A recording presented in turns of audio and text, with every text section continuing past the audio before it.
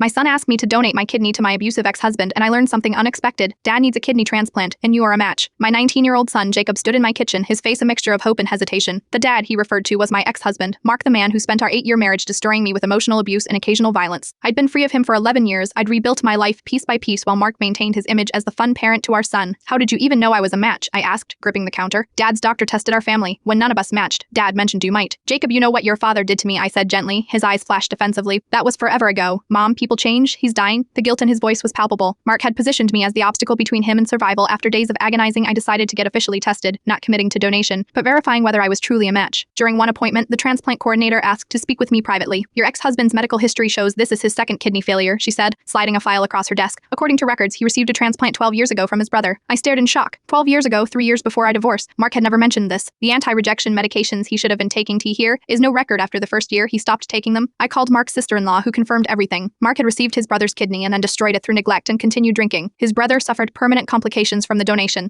When I showed Jacob the evidence, he didn't believe me at first, exactly as Mark had planned. Call your Uncle Ben, I suggested. Ask him yourself. When Jacob returned from that call, his face was ashen. Uncle Ben confirmed everything. Dad lied about all of it. He even told me it was genetic, and I could be at risk too. The transplant team ultimately rejected Mark as a candidate due to his history of non-compliance. Jacob has been in therapy since then, working through feelings of betrayal. Our relationship, strained by years of Mark's influence, has slowly begun to heal as Jacob recognizes the manipulation he'd endured. Sometimes the most difficult decisions are made easier when the truth finally comes to light.